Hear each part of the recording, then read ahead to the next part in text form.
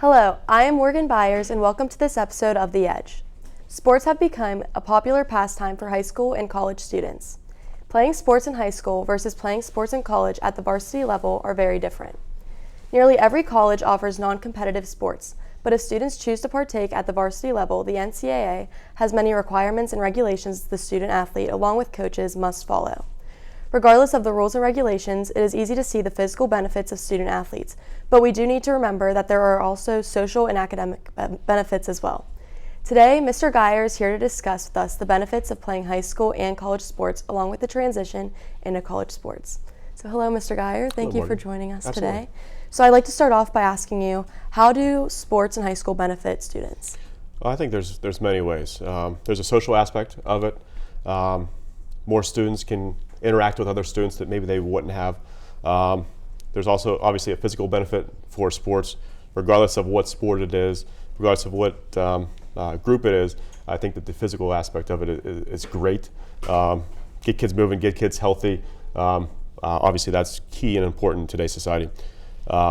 Academics is important, and what we've seen in this nationwide trend that kids in season in sports perform better.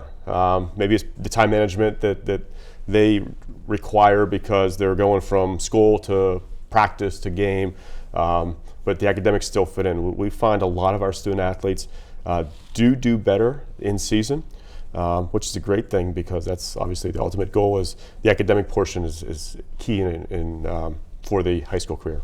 Why do you think student athletes' time management improves so much? I think it has to, just based off of going to school from, getting here at 7 o'clock to 2:25, going to practice from, let's say, 3 to 5. They get home, they're gonna eat, they're gonna interact with family and other things, but then the regimen of it may be, I'm gonna study from 8 to 10 or, whatever that may be. It forces it because of the limited amount of time. When you throw a sport in that may have a 2-hour practice, and then when you go to a competition, if it's an away competition, that might be 5 hours on certain days. So it kind of lends it to, you have to be very regimented in terms of what you do, when you do it. And I think that's a key aspect, and the time management forces you, and the sport forces you to have great time management. When students are playing sports, how do you think their self-esteem improves, or does it at all? I think it does. There's a key aspect of just being on a team. You don't have to be a superstar. You don't have to be the best player on the team. And what we encourage all of our student athletes, you all have a role, and everybody has a role, and the role might be just a practice player. But again, that's something that on different ability levels, being a part of a team is a huge thing. I mean, I think we all aspire to do something positive and to be a part of something. Sports are a great avenue, not to take away from any other clubs or any other groups, but I think that everybody needs to be part of something, and sports are such a key component of that. We encourage our kids our student athletes to do multiple things. We want them to be good in this classroom. We want them to be good at sports or clubs or something academic, if that's their case, but also good citizens. Do some service projects, and I think that all ties in with the time management, but also the self-esteem to be a part of something. Do Peters Township sports teams have to do any projects outside of, for the community? What we've done the last couple years, we've really hit it hard this year, where our sports teams should be doing something outside, do something good for somebody else, and I think that's a key component of creating a good citizen, a full citizen of our community. But we ask all of our teams to do a service project. We have several great examples, and what I task the coach in our summer meetings is do something. Don't care what you do, but put it up to the kids, whatever their desire may be, but do something good for somebody else. And we've had a lot of great things that happened this year with teams and what they've been able to accomplish for the good of others. Mm-hmm. What are some examples of service projects they've done? So we have groups that put wreaths on the National Cemetery over off of 79. Groups that take the wreaths off. We've had Toys for Tots drives. We've had our lacrosse team last evening did a shoe drive. Our boys lacrosse team kind of combined to do that. we've fed meals at the Washington City Mission. There's a lot of great things with that. We've collected money, we've collected supplies, but kids actively engaged and student athletes actively engaged in doing something for somebody else is pretty cool. How do you think doing something like that mentality will help them beyond high school? I think hopefully it gives them a framework and a background that, okay, this is something I did in high school, this is something that I want to do in college, this is something that I want to, when I have a family, that our kids will do. Again, it's looking out for somebody else and trying to help somebody else. And I think that that's a key aspect that, we don't miss all the time, but I think that it's always great to do it because there's so much positive and there's so much benefit for a person to have that experience. So athletes in Peters Township, is there, for them to play the sport, do they have to maintain certain grades, or how does that work? Yes. So obviously we have a grade requirement. PIA gives us a grade requirement. Peters Township looks at that and expands upon that. We want our kids to be passing classes. We want our student athletes that if they're struggling with the class, let us know. We'll get them a tutor. We'll help them out in whatever way we can. Try to hook them up with an NHS student or a teacher that's good in that subject. But our students know that they need to be here. Attendance needs to be good, but their grades also need to be good because those are the two things. The school comes first and the academic portion comes first, and that's a given. Sports are pretty much a privilege, and if you can't do those two things positively and what the school, what we require, then you're not going to be playing sports. Yeah. How do you think the stress that students have affects them in their sports? I think it all depends on the student. And sports is a stress reliever for some, I think. It's might be just running, it might be just expending energy, it could be a stress reliever, but I think when there's 2 seconds left on a clock and you're down one in a basketball game and you're on the free throw line shooting 1-on-1, that might be a little stressful as well. So whenever you're in high school and you're enjoying your sports, what happens whenever you decide, okay, I do think I want to go to college? Like, how do you start that process up and play sports in college? Yeah, I mean, there are several different opportunities to play sports in college. Not everybody's a D1 athlete. D2 is available, D3. There's different levels at the NCAA level, and there's also JUCO and stuff like that. But I think the first part of it is if you're really going to be committed in high school to play that sport, regardless of the ability level, but if it's something that you really want to do, then you need to focus on that. That's the end game, is to get to be able to play in college. Which means that you got to put a lot of time, energy, and effort in high school. A big part of playing in college is grades. All of our core classes are on the Ncaa Eligibility list. So you need to be passing all of your classes, a grade point average, an SAT score. If the ultimate goal was to play in college, the grades have to be there. The SAT score has to be there, just for the opportunity to be able to do that.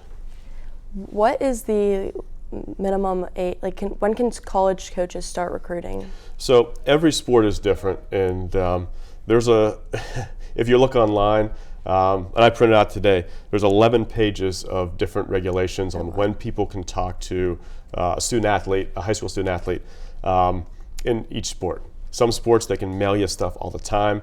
Other sports that it has to be, junior year is that part, but it's sport by sport. There's a lot of great information online about when that is. General rule of thumb, if a student athlete is interested in playing in college, student athletes can always reach out to coaches. If you're interested in playing a sport, send the coach an email. Here's film, here's my stats, here's something important about me. I'm interested in your school. And I think that that's always a key component of that recruiting process is, you might be the best athlete and people know you and be able to see, but a lot of kids that come through may not be that, but get still playing college. But I think they need to get the film out or word out or stats out to a college to pique that college coach's interest. Why are there different ages for different sports, like for coaches to be allowed to talk to them? I think it's a sport by sport thing. There's some sports that you can obviously start early on and they'll recruit early, and we get a lot of mailings here into the high school because that's where they can do it. They can't really mail to individual students' homes. So they mail it to high school, and the coach would distribute that information. All depends on what college coach is at some showcase, is at a high school game, pulls up stats on state track meet, and okay, I'm going to target these 5 kids. But I think it's hard getting the word out early, but college coaches will see that. They'll come to the athletes, and I think that other athletes, maybe want to, get an interest for college by sending them their information. So the student athlete just engage that. Like, I'm interested in your school, and just to get on the radar. What role do you have in athletes getting recruited? Our coaches have a more defined role than obviously me. I know we meet a lot of college recruiters. They ask about student athletes, and again, they're asking. They can see grades, they can see a film. They're asking about, what's this person like? How good are they as a leader? And I think that those are the things that, if they're academically, they can get into a school, is a check mark. If they can definitely play at a school, is a check mark. They want to know the intangibles, and that's, can this person work with somebody else? Is this person a good leader? Will this person be able to adapt to a college setting properly? And I think that's the stuff that, the questions that we might get, our high school coaches might get, would be more of those. Okay, so when we come back, we're going to talk about more on the transition into college sports. Thank you.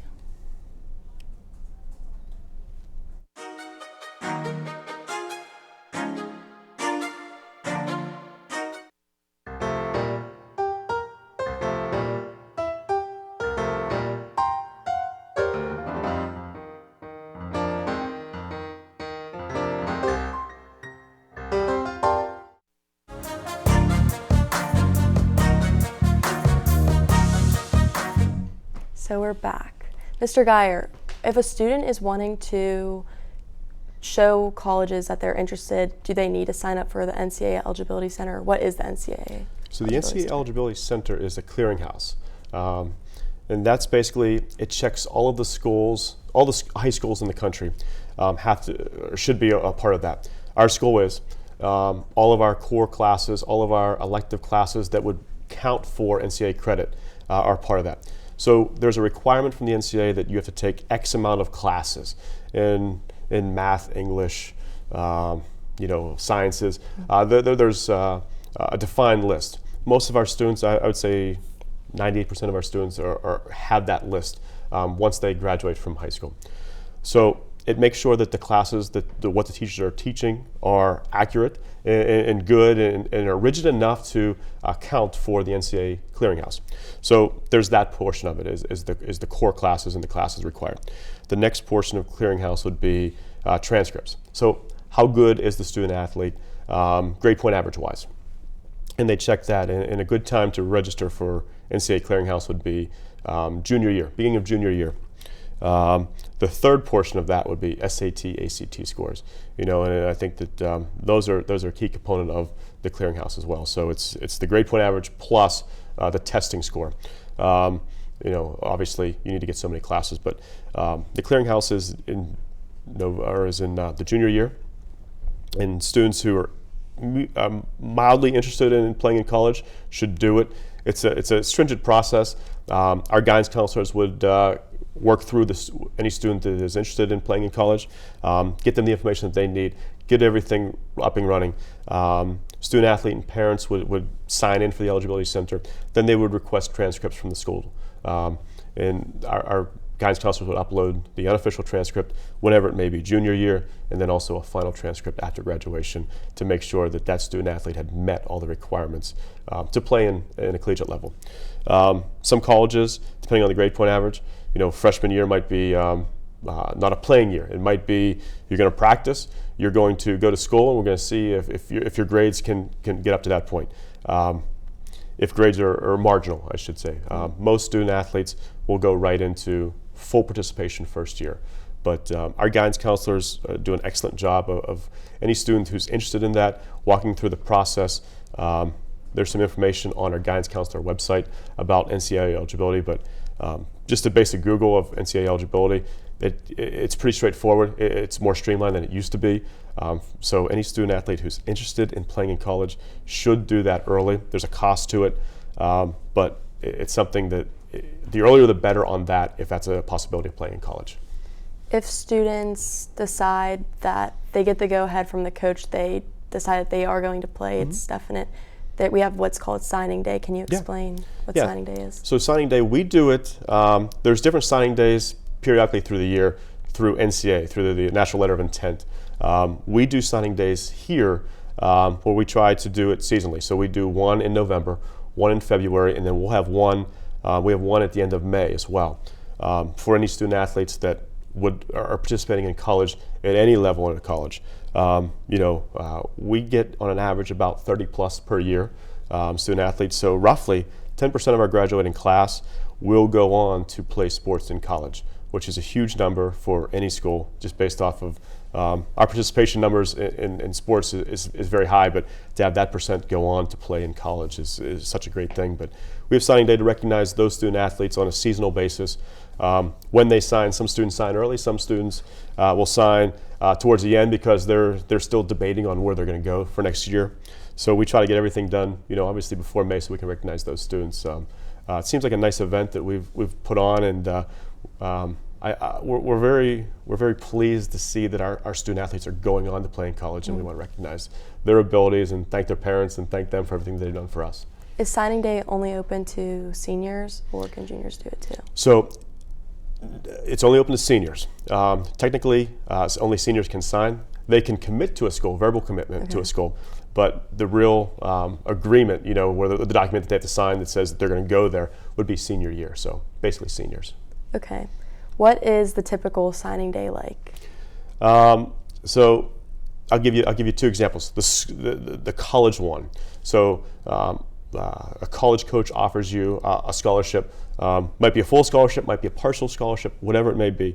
And there's paperwork that has to go on with that. The college will basically give you a contract, and it's a form contract from Ncaa, but also on it might be a school specific. We're going to give you X for room and board, X for academics. This is your scholarship in terms of money. And that would be signed, reviewed by parents, reviewed by whoever else needs to review that. But that's a family decision, and I think that everybody needs to be on board with that and have a good feeling about it. And that's something that once it comes, when you're comfortable signing, send it back to college. Then basically the college will end their recruiting on you, and then we'll know if they need to move on if you don't sign. The signing day that we have here is we do it in the afternoon during a ninth period, where we bring in all of our seniors that are signing. Sometimes we've had a nice crowd. Last couple signing days we've had 100 plus people there, and it's a good avenue to appreciate the accomplishments of our student athletes, but also other teammates to support their friends and for signing at a college level. What level of sport do you have to play in order to get a scholarship for athletics? Typically, most of our sports are varsity sports. We have some kids that are on other sports that some college coach found something in somebody that is something special, but a prerequisite is basically varsity sports. Very rarely, we really don't have that here, but very rarely do you see somebody that's not playing college sports, high school sports, that would get a college scholarship. Is it just Division I that would get a scholarship for athletics, or no? Division I, obviously that's the most prominent one. I think that is the most visible. Division II still has a lot of great schools, a lot of great opportunities for student athletes.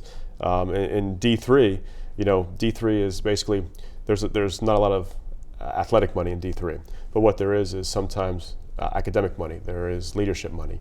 And I think that whatever students can do, if students want to play in college, that's great. Whatever students can do to eliminate a college expense for their parents would be the best thing to do. I mean, if their goal is to play in college and, D1 is offering you $5,000 and the D3 put it together a package that might be $30,000, is D1 really that much more important than D3, where you can maybe go into a team and be a huge contributing participant early on. So it all depends on the individual. Yeah. Can you explain what being a walk-on means? Okay, so walk-ons are basically players that are non-scholarship players. Colleges may offer scholarships later on, but initially, they're asking you, they're giving you basically a tryout. And if something looks good, later on, that walk-ons could get scholarships. Freshman year, sophomore year, those people have to really work hard. If they're comfortable with their position, that's great. But if they want scholarships, I think that's something that they need to spike a coach's interest in participating. There's a lot of, it's pretty cool. There's a lot of YouTube videos that, somebody's walked on to a team for 1, 2 years, 3 years, and then their senior year, their junior year, they're offered a scholarship, and it's just, there's some pretty cool videos about that of, announcing that to the team and stuff. So, if you are going on a team as a walk-on, do you still get to participate in signing day? It all depends on the situation, on what basically the college has offered. Okay. There's something called a preferred walk-on, which is an invited. So there's no scholarship money, but they're inviting you to teams. So it all depends on what the scholarship or what the college offered, and then we can talk about that. But we want to include as many student athletes as possible in our signing days. How can students better their profile to reach out to other coaches? I think that in some sports it's videos. In some sports it's here is my plays. Here's on a field, on the court, whatever it may be. But also in some sports it might be just statistics. In track and swimming and golf and other things. You can tell them what your average is and what your time is.